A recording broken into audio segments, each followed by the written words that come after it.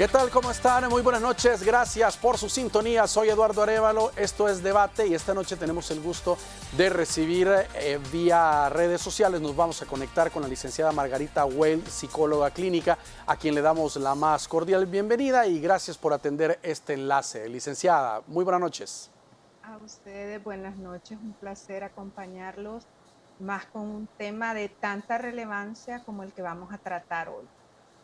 Así es, y precisamente vamos a hablar sobre cómo sobrellevar el duelo de un ser querido, pues obviamente en el marco del Día de los Santos Fieles Difuntos. Es un tema a veces que muchas personas vemos que no terminan de cerrar ese círculo y es una situación pues, que les lleva a complicarse muchísimo su vida. ¿Cómo, la primera pregunta obligada, licenciada, ¿cómo debe sobrellevarse la pérdida de un ser querido?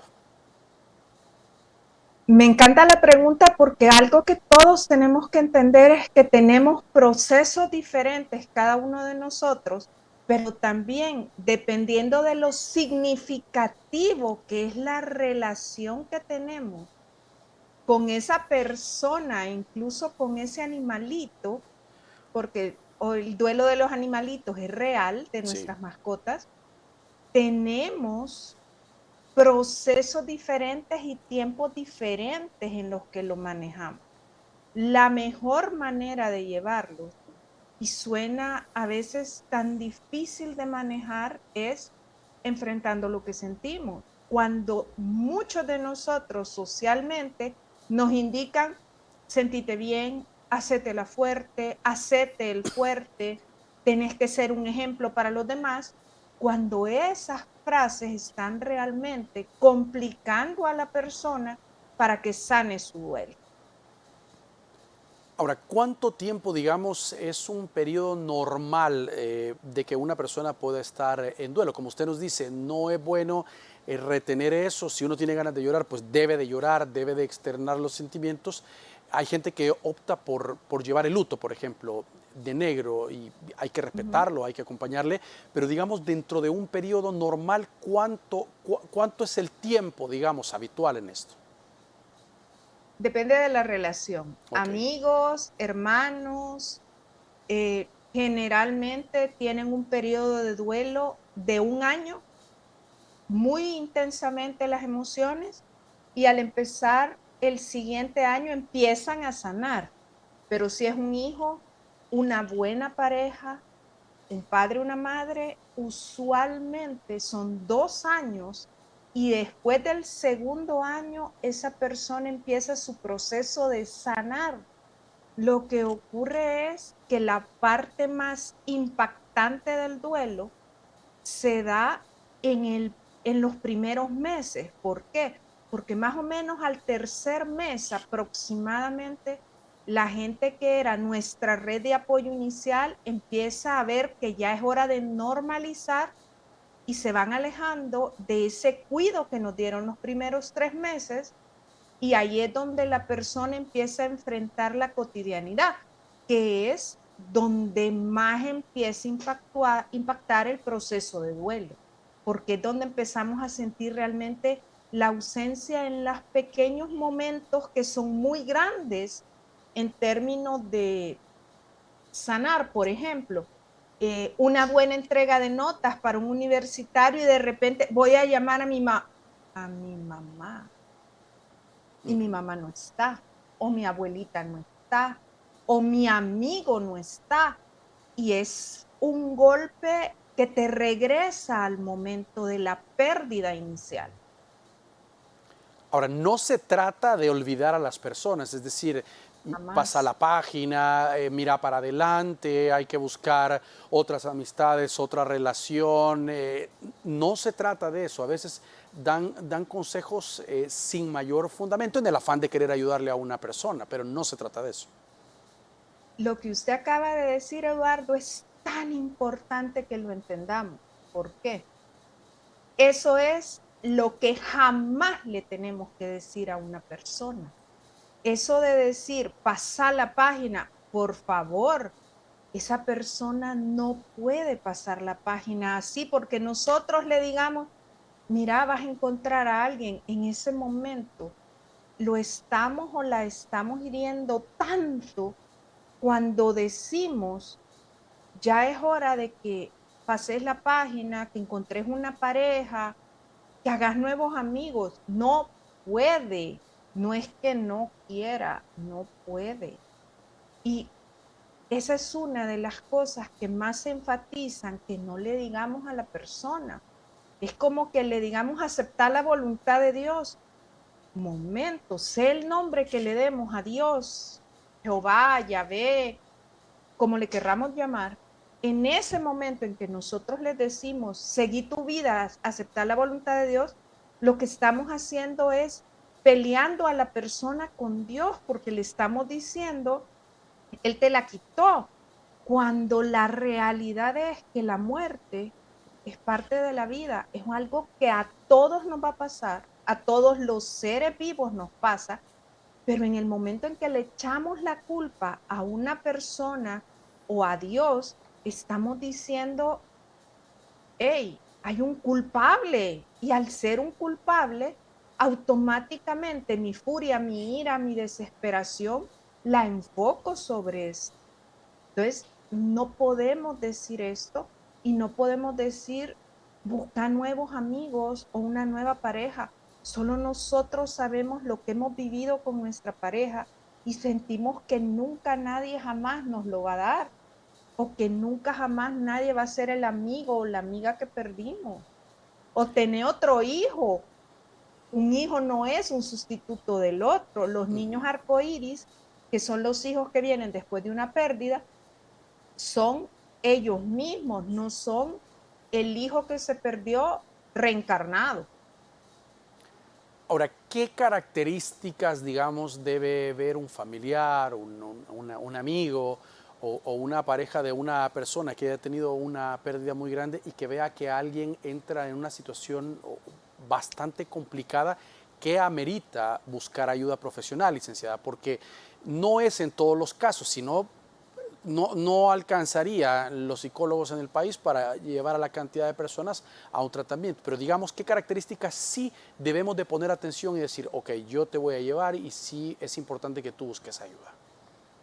Una de las características es cuando una persona entra en una depresión al punto de que empieza a regalar a sus mascotas, empieza a abandonarse, a despedirse, a hacerle sentir al mundo que está de sobra, que su vida no tiene sentido. Hay una etapa normal del duelo en que sentimos que estamos vacíos por la persona, pero una cosa es que nos sintamos vacíos y otra muy distinta es que empiezo a regalar mis cosas, a decir, eh, mi vida se acabó. En ese sentido, yo tengo que aceptar que esa persona está corriendo un riesgo ya de una depresión mayor, que es hora de buscar ayuda.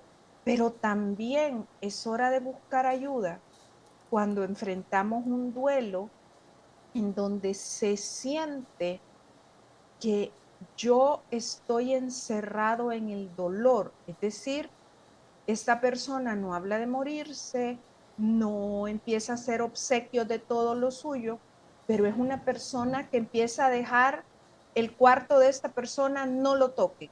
Así como lo dejó, no lo toquen, no regalo ropa, no muestro nada, nadie más puede entrar, paso oyendo la música que oí el otro. Esa es una señal de busque ayuda, pero ya. ¿Por qué esto último? Y se lo pregunto porque es bastante común que alguien le pueda contar a las personas ese tipo de patrones más que el primero. Lo que ocurre en este caso es que la mayoría de nosotros pasa un periodo en donde yo niego la muerte de esa persona Sí. y en ir a, y lo voy a poner así, hay gente que literalmente va a oler la ropa, que va a ponerse la ropa del otro, a acostarse en la cama del otro, a platicarle. ¿Por qué? Porque esa es la manera de retener al otro. No acepto tu muerte, aquí estás conmigo. Y en la medida en que estás conmigo, las cosas siguen siendo normales, tú seguís aquí. Y eso impide que el proceso de duelo, porque el duelo es un proceso por etapas a las que no son lineales, sino que regresamos hasta llegar a la etapa final donde nosotros aceptamos que la vida sigue, aunque seguimos amando a la persona profundamente siempre, pero me detengo ahí, sigo negando tu muerte. Y voy a poner un ejemplo que es bien típico. Hay parejas que llega el aniversario y se regalan en nombre del otro. Salen a cenar a un restaurante y ponen la foto del otro. Eso está diciendo, aquí estoy detenido en este momento. Y eso es bien doloroso para la persona que lo vive. Uno dice, qué romántico, qué lindo. No es lindo. Esa persona está sufriendo y necesita ayuda para vivir su aniversario de una manera distinta. Si esa persona te dice, es que estoy feliz de lo que compartí con esta persona, etcétera, ok, está bien, pero tenemos que evaluar si realmente está viviendo eso. Sí, hoy se ha perdido bastante de moda el tema de los álbumes familiares, pero de repente en las casas con los abuelos, los tíos, era como bien común llegar, sacar la foto, decir, mira, este era tu abuelo, a tu abuelo le gustaba tal cosa, pero una forma bien positiva de hablar de personas que marcaron huella, no ese sentimiento, sino mostrando, digamos, su legado o cómo era como parte de la familia. Eso es como una buena costumbre de cómo hablar de una persona que ya no está con nosotros. Es una excelente costumbre. ¿Por qué? Porque nosotros tenemos que homenajear la vida de una persona. Qué terrible es que alguien que dio tanto a la familia, la pareja, los hijos, sea recordado con infelicidad, con tristeza, con dolor. El mejor homenaje que podemos hacer a los que ya no están es vivir plenamente y mantener su legado siendo las mejores personas que podemos ser, siendo alguien de los que los demás se sientan, valga la redundancia, orgullosos, de los que yo me siento orgulloso, de la persona que soy, basado en todo lo que las generaciones anteriores me dieron. El duelo y aceptar que el otro no está no significa olvido, jamás. Lo que significa es, soy feliz y tengo una vida en la que honro a los que ya se fueron. Muy bien, vamos a hacer una pausa, por favor acompáñenos, ya regresamos, tenemos muchas más preguntas esta noche, ya regresamos.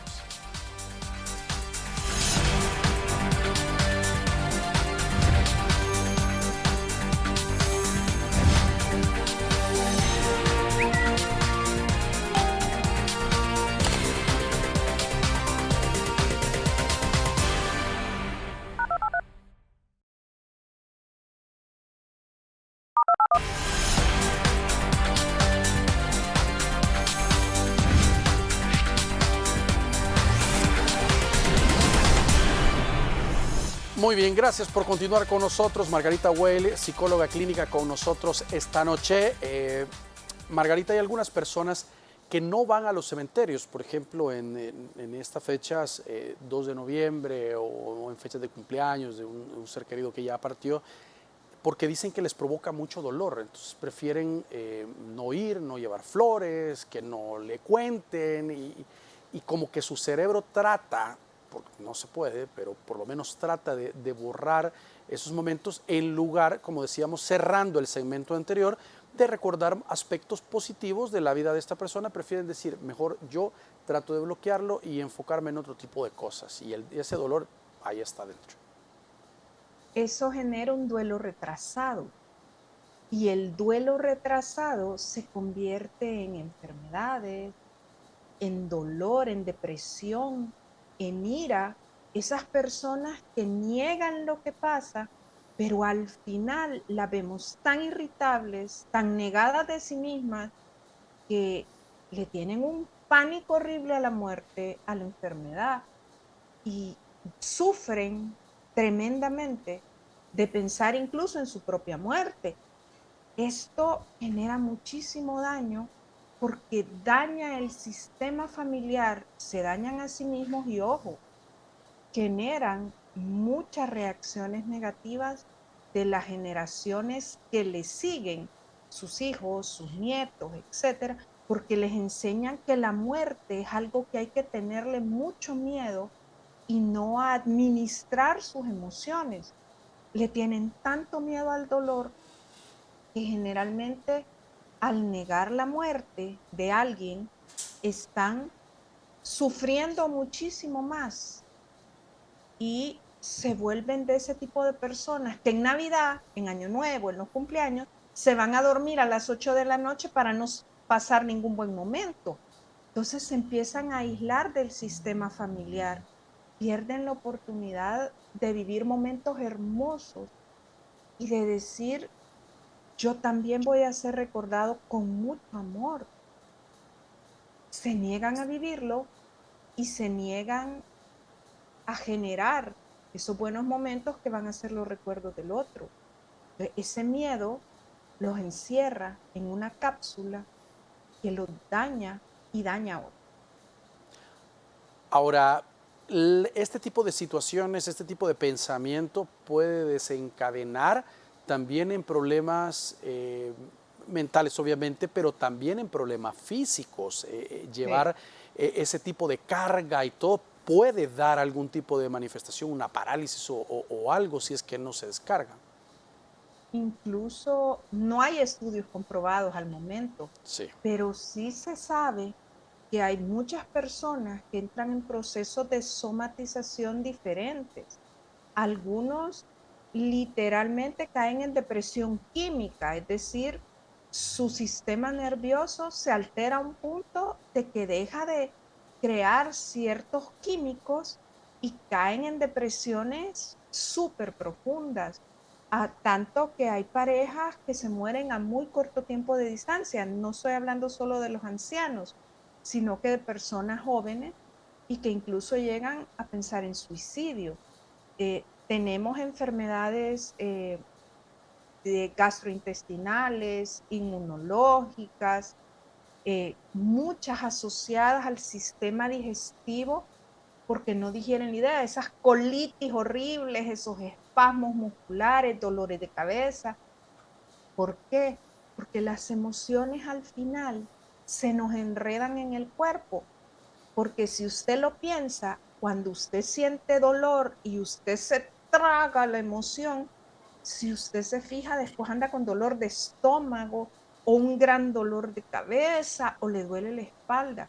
Eso sostenido en el tiempo se vuelve una enfermedad real.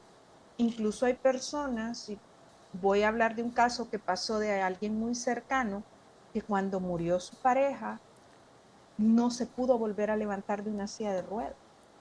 Wow. Fue tanto el impacto que no lo procesó y lo negó y se quedó sentada 8 años. Wow. Ahora, hay algunos, me incluyo, tenemos la costumbre de no, cuando fallece una persona, no acercarnos a ver el féretro. Yo soy de esos. Yo me quedo atrás y me quedo con el recuerdo de la persona como yo la conocí en vida para tener un buen recuerdo en la mente. ¿Eso es bueno, es malo o depende de cada persona? Depende de cada caso, Ok. más que de la persona. ¿Por qué? Porque si es un extraño, no se acerca. Pero si es una persona que usted ha amado mucho, no importa el tipo de amor, de abuelito, de pareja, de amigo, etcétera, nosotros tenemos que partir del hecho de que verlo es parte de aceptar la realidad, no necesariamente tocarlo, pero sí verlo. ¿Por qué? Porque así no su cerebro, su mente, su corazón, póngale el nombre que quiera y depende de cada persona, se obliga a aceptar que esa persona ya no está. Por eso, y no es para que usted le enseñe a la persona en el féretro, pero no es sano que un niño no, le, no lo hagan partícipe de las actividades del funeral de sus abuelos o de un familiar cercano, porque para el niño entonces nunca pasó nada.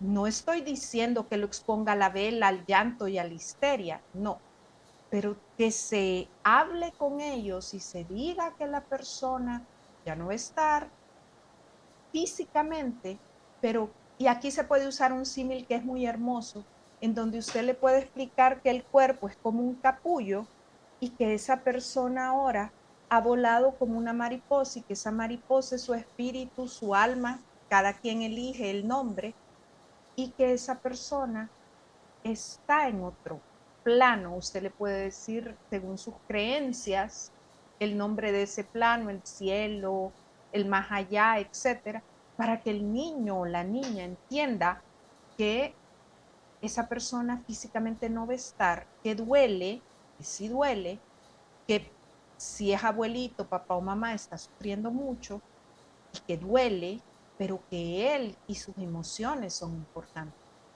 Pero negárselos tanto a los niños como a los adolescentes, como a los hijos, a las esposas, a personas muy significativas, sí es importante que tengan algún tipo de contacto para que el proceso mental se detone y empiece a procesar el duelo. Si uno es conocido, amigo, etcétera, no lo vea, no hay problema. Ahora, hay otra etapa también de las personas que pudiesen, muere un padre y no tuvieron mucho contacto con él, o pelearon y se distanciaron, y se ve de repente en las velas o en los entierros que esta persona se escapa a desmayar y llega y vive con ese sentimiento de culpa, decir, ¿por qué no me acerqué? ¿Por qué no me disculpé? ¿Por qué? Y es una situación bien complicada. Sumamente. Sí.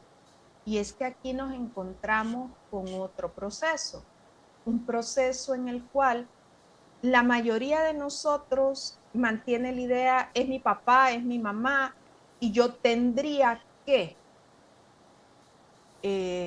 No es tan así. Lo que pasa es que socialmente muchas personas nos dicen, no llegaste a verlo a tiempo, no pudiste hacer tal cosa, deberías de haber venido, y la familia empieza en una reclamo tras reclamo de que nosotros fallamos o esta persona falló al no llegar, al no solucionar. Pero aquí hay que evaluarlo en términos bien reales.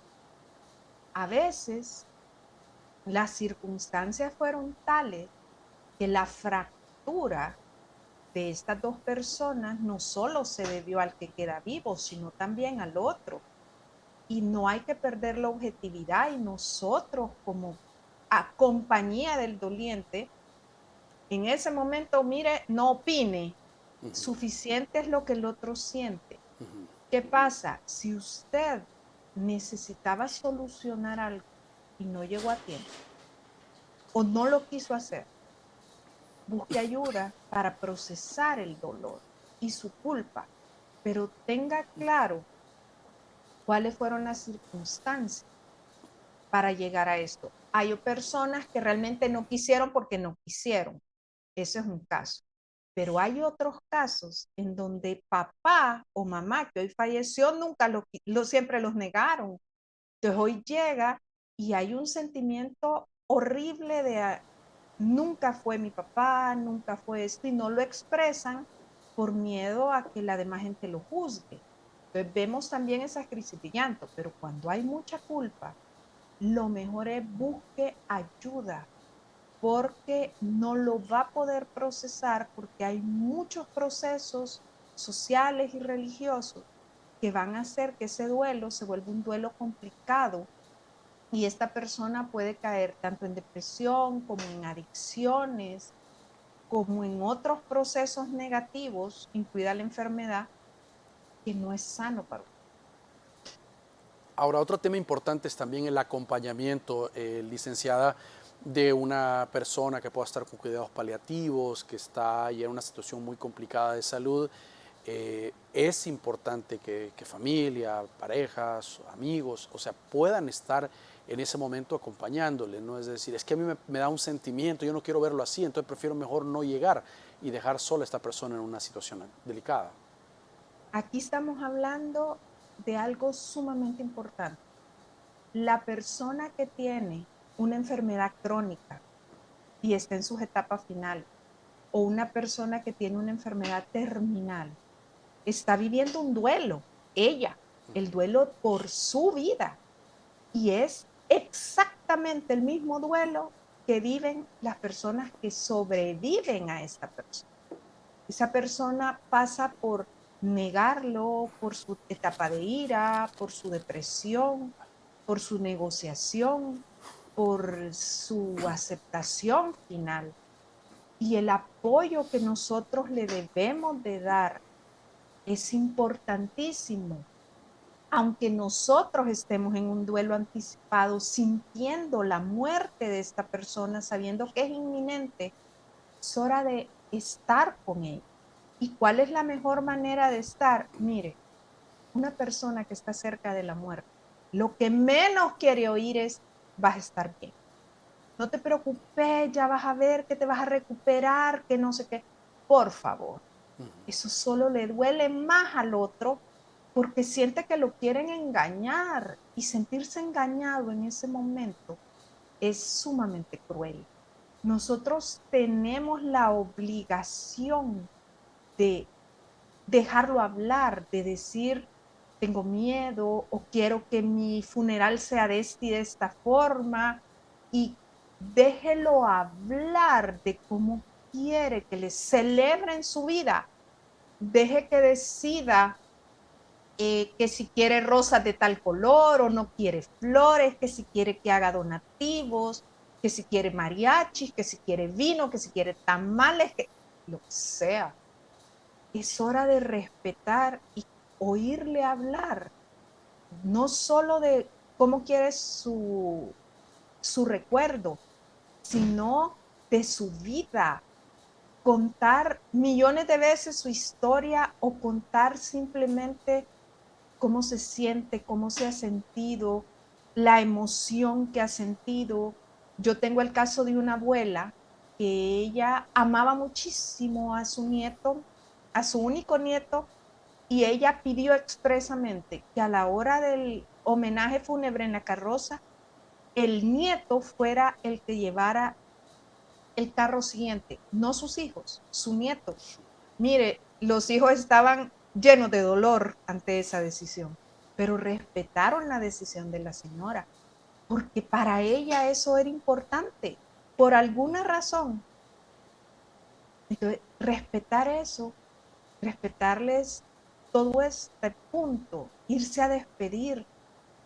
A veces no necesitamos decir adiós, a veces solo decir te amo, gracias, gracias por todo. Si te pido perdón en algunos casos por algo que te puedo haber hecho o dicho que no era mi intención, o te perdono en algunas ocasiones. Es saludable para el que se va, pero también para el que se queda. Pero nosotros no tenemos cultura de la muerte como parte de la vida. Y eso se debería de empezar a enseñar. Muy bien. Y Diga. precisamente de eso vamos a hablar al regresar de la pausa, de esa cultura de la muerte y tradiciones que hay en países como México, por ejemplo. Vamos a la pausa, ya regresamos.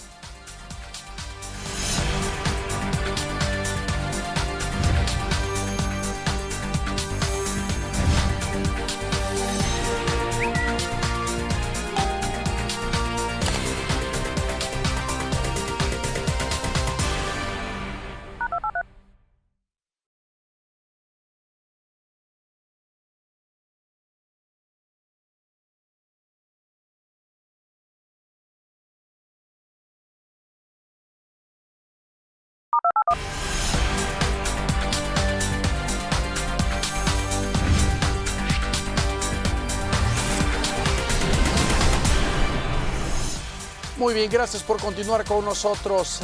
Margarita, decíamos, hay costumbres, tradiciones dentro de los rituales funerarios tradiciones cristianas, tradiciones paganas, algunas más coloridas que otras. Por ejemplo, en México se habla de la Santa Muerte y es, ¿qué podríamos decir? Casi una fiesta lo que se vive en Día de Muertos y días previos. Y es que el Día de Muertos en México corresponde al concepto de que mientras alguien te recuerde, sigue vivo en otro plano. Lo que ocurre es que si bien es cierto, hay muchas tradiciones, como el ir a implorar, como dar una misa, como ir a hacer un culto, como ponerle comida a nuestro fallecido eh, para recordarlo. Incluso hay familias que ese día hacen los platos favoritos de las personas que ya no están. En ese sentido, es una manera de recordar y está bien, cada quien hace un homenaje a las personas que todavía recordamos con mucho amor, recordando que otros ya nadie lo recuerda porque son hace muchas generaciones, pero eso solo nos sirve de consuelo a nosotros, los que quedamos vivos. Es una manera de consolarnos, ¿ya? Pero más allá de eso, nosotros tenemos que celebrarlo, sí.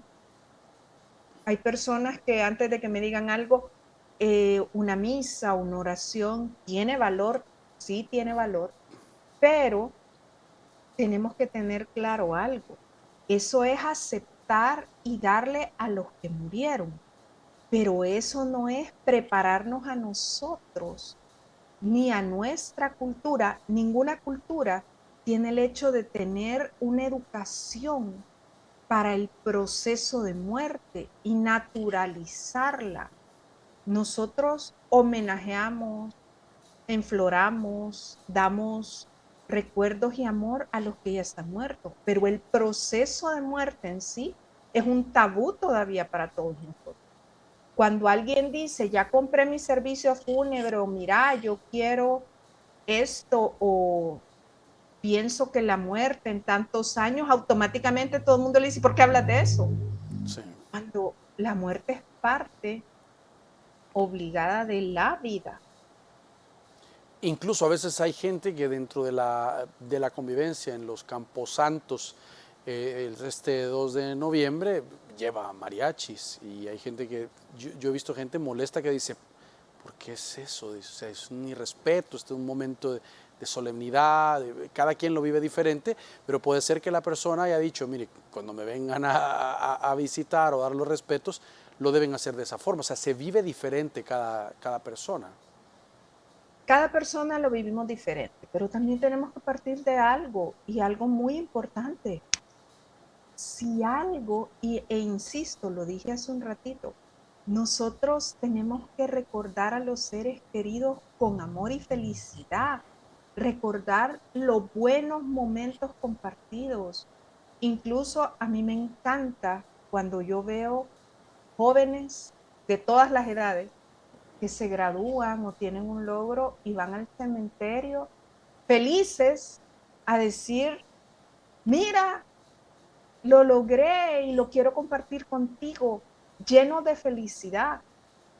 Es los muertos, los fallecidos, las personas que seguimos amando, tienen que ser recordados por el amor que nos dieron, no por la infelicidad que sentimos. Hay veces que dicen, es que yo me acuerdo y solo me acuerdo de la enfermedad. No, momento. Ese fue su proceso de muerte. Pero ¿cuál fue su proceso de vida? ¿Qué compartieron juntos? ¿Qué disfrutaron? ¿Qué conversaron? ¿Qué convivieron? ¿Qué compartieron? Ese es el verdadero recuerdo. El recordar los solo enfermos es sufrir nosotros y tener un pesar por aquella persona que luchó tanto porque nosotros fuéramos felices. Esa persona no quería nuestra infelicidad y menos aún sentir que su muerte se convertía en nuestra infelicidad. Ahora, es importante también, no importa la religión que se pueda profesar, la mayoría de religiones creen en la vida después de la muerte, la verdadera vida, pero aunque se profese cualquier tipo de religión, la gente se concentra, como usted decía, mucho en la muerte terrenal, en el momento exacto de la persona cuando fallece y se concentra simplemente en ese hecho y le cuesta quizás por ello superar más sabiendo o profesando que hay una nueva vida. Y es que para nosotros la separación física es vivenciada por un abandono. Por eso, parte de las etapas del duelo es el enojo, la cólera, la ira, cada quien lo menciona diferente. ¿Por qué?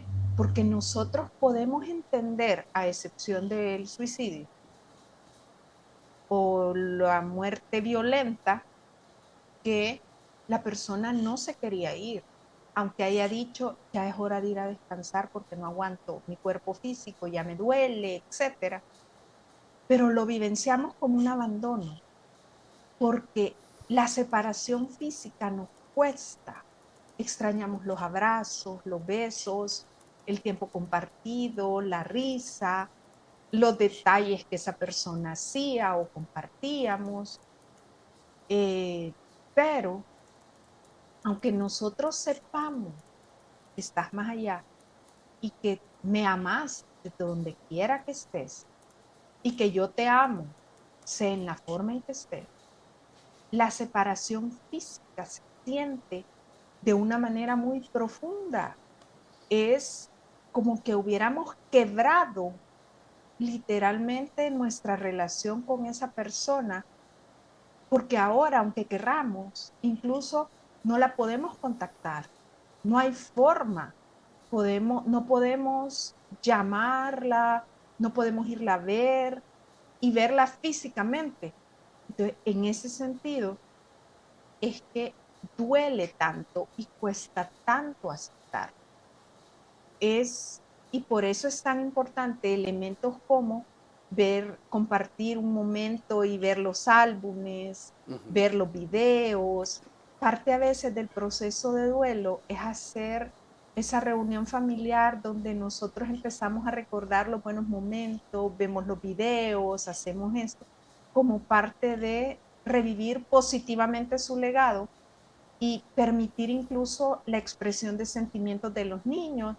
Eh, y yo siempre digo, cuando son niños, deje que su niño le haga una carta, un álbum, un banderín a su abuelito, a su papá, donde exprese todo el dolor que siente y eso ayuda a sanar tanto a usted como a los jóvenes y a los niños.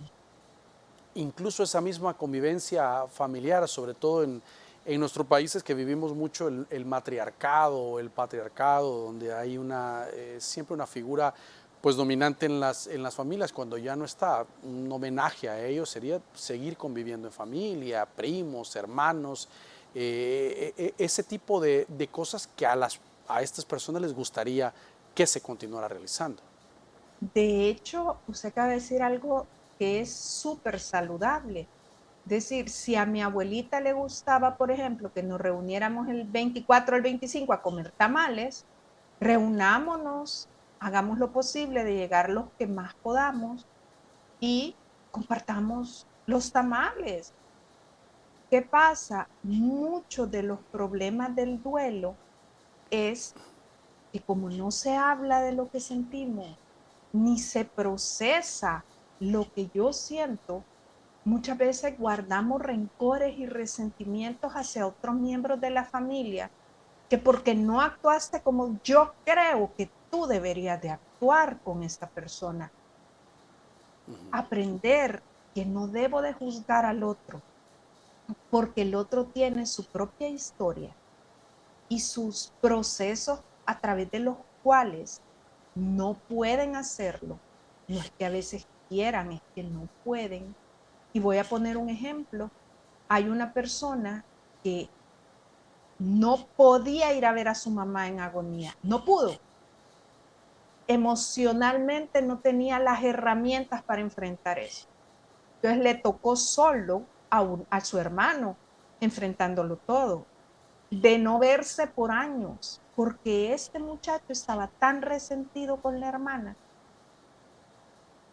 y nunca aclararon por qué ella no podía comportarse así. Y eso hubiera sido saludable. Probablemente el joven no hubiera entendido todo de una vez, pero hubiera sido la puerta abierta para solucionar ese problema y homenajear a esa madre que había luchado tanto por esos dos muchachos. Muy bien. Tenemos que hacer la última pausa del programa. Por favor, acompáñenos. Ya volvemos.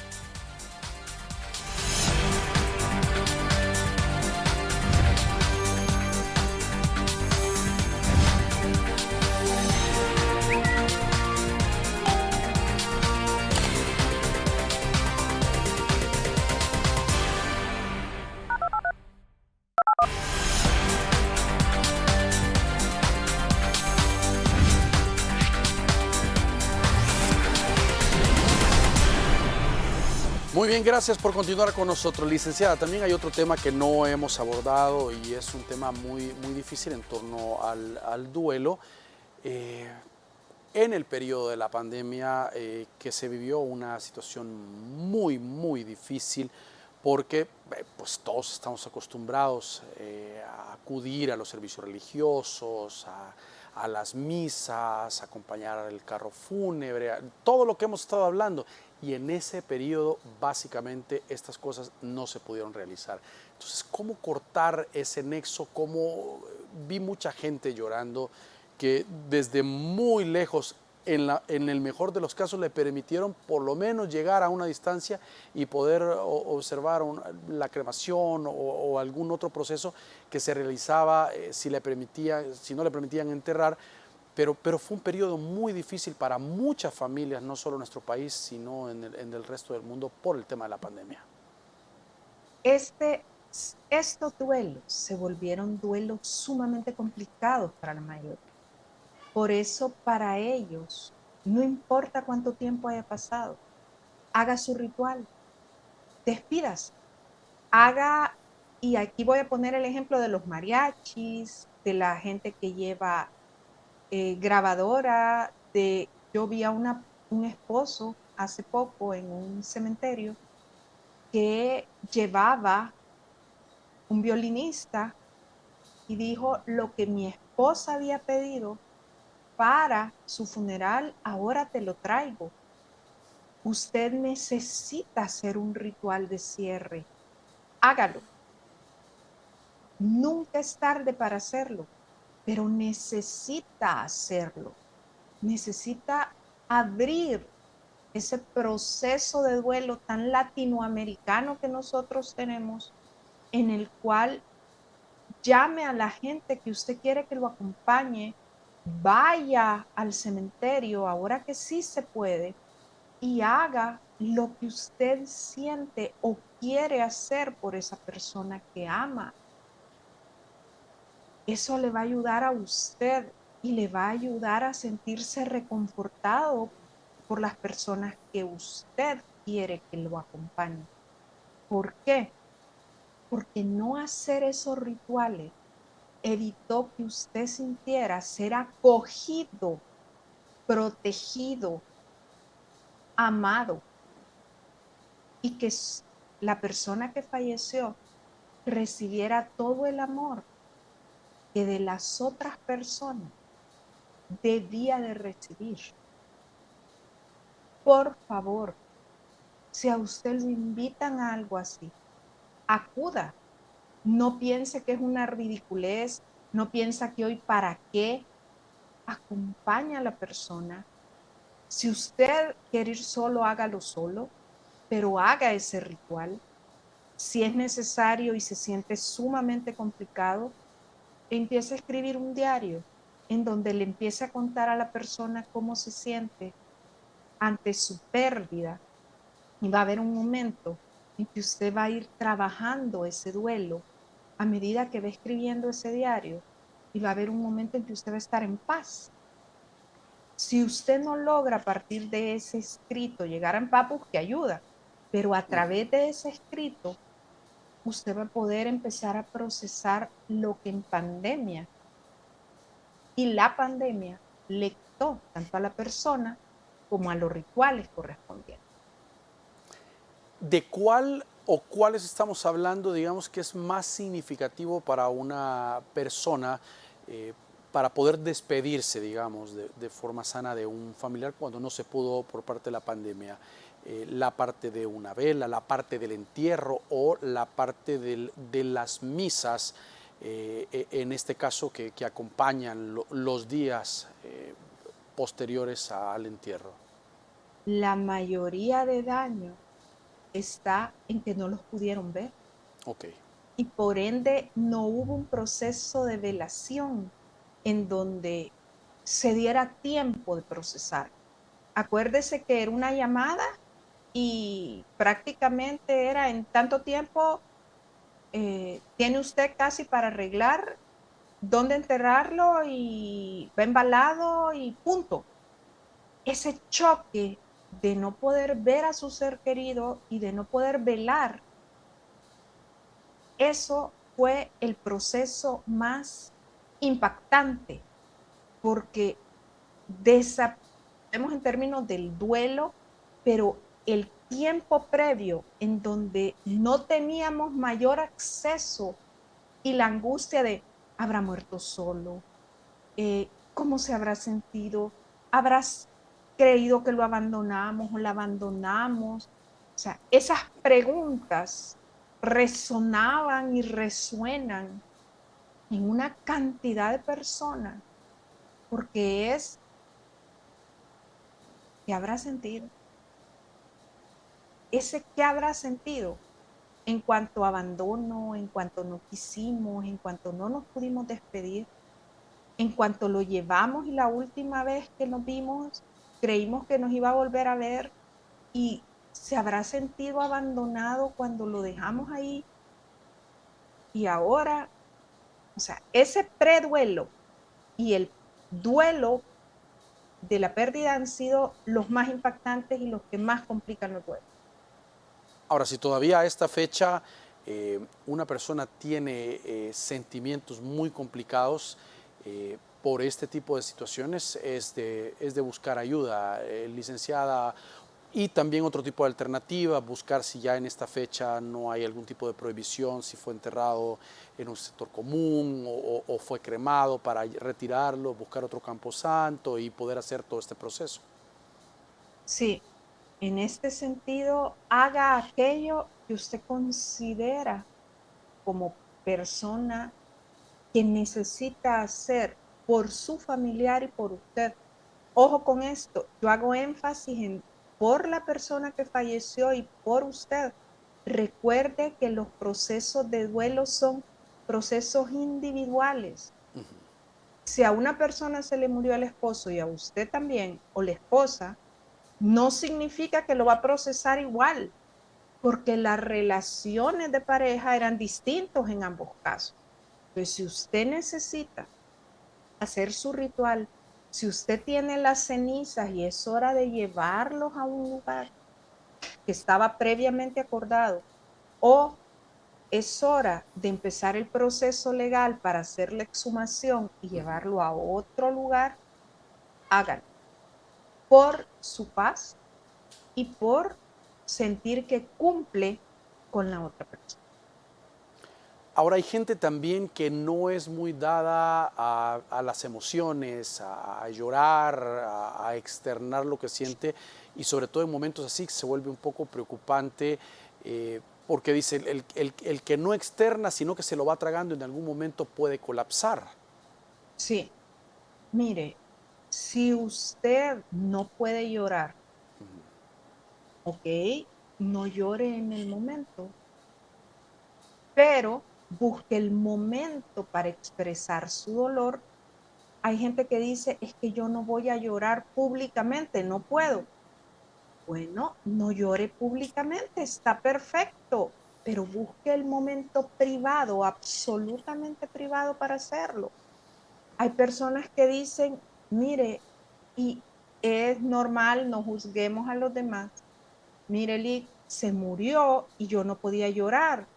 De repente se me quebró una uña y cuando se me quebró la uña estallé en llanto. Claro, ese fue el último detonante y algo en donde usted estaba solo o sola para decir, ya no aguanto más, fue la gota que derramó el vaso. No es que esté llorando por su uñita, está llorando porque en ese momento hubo algo físico que fue el detonante para ese dolorcito de estallé. Hay personas que manifiestan su dolor con mal humor. Por eso es tan importante evacuar el dolor de formas adecuadas. Está justificado sentir cualquier emoción. Lo que no está justificado es que usted le exprese dañando a otras personas. Muy bien. Entonces, llore si es necesario y todos necesitamos llorar. Donde lo haga es decisión suya.